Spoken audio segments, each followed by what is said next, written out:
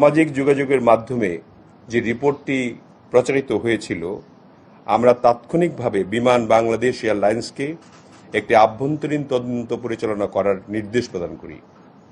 বিমানবন্দরে CCTV O body on ক্যামেরার footage পর্যবেক্ষণ করে তদন্ত প্রতিবেদন কয়েক ঘন্টার মধ্যেই আমার কাছে কর্তৃপক্ষ পাঠায় এবং উক্ত ফ্লাইটে আসা 836 পিস লাগেজের মধ্যে 21টি বেগে ছেঁড়া এবং কাটা অবস্থায় পেয়েছেন বলে কর্তব্যরত গ্রাউন্ড স্টাফদের নিকট মৌখিকভাবে জানা যায়। নিয়ম অনুযায়ী কোনো হাজি বা যাত্রী মূল চেক ইন লাগেজের ভেতরে কোনো অবস্থাতেই জমজমের পানি বা যথাযথ সিলগালা না করে লিকুইড প্রসাধনী সামগ্রী গ্রহণ করতে পারবেন না। এটা একটা নিয়ম। লাগেজ স্ক্যানিংয়ের সময় ধরা পড়লে নিয়ম অনুযায়ী বিমানবন্দর কর্তৃপক্ষ লাগেজ কেটে বা খুলে তা বাজেয়াপ্ত করে থাকে।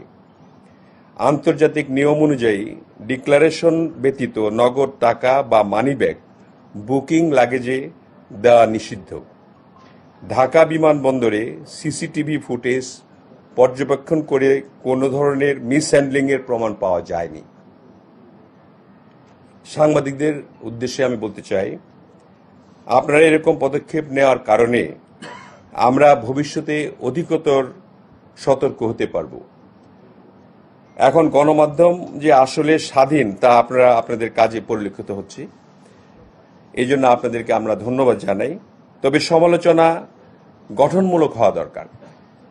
বর্তমানে সরকার সকল স্তরের সার্ভিস উন্নয়নের জন্য প্রতিশ্রুতিবদ্ধ, আপনারা জানেন। আমরাও কাজ করে যাচ্ছি সেইভাবেই, আপনাদেরকে সাথে নিয়ে কাজ করছি।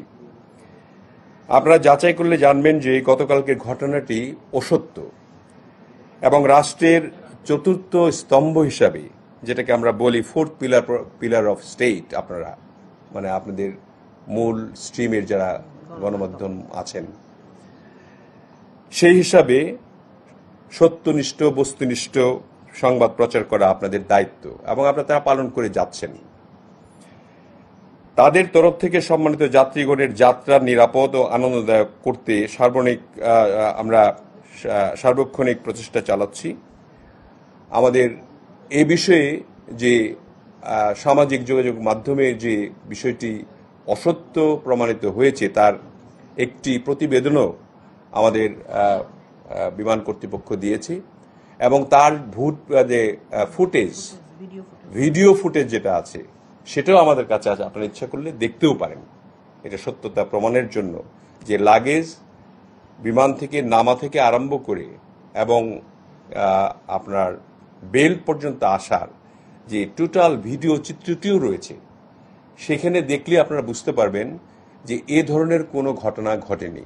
লাগেজ নামানো হয়েছে, আনা হয়েছে এবং জেনে খুশি হবেন আপনারা 13 মিনিটের মধ্যে প্রথম লাগেজটা এসছে এবং 1 ঘন্টারও কম সময়ের মধ্যে লাগেজগুলি ডিস্ট্রিবিউশন হয়েছে। এবং আপনারা এটাও জেনে খুশি হবেন যে এবার যে 78,000-এরও বেশি যাত্রী হজ যাত্রী আমরা পাঠালাম নির্বিঘ্নে, কোনো ধরনের ত্রুটি আমাদের দেখা দেয়নি।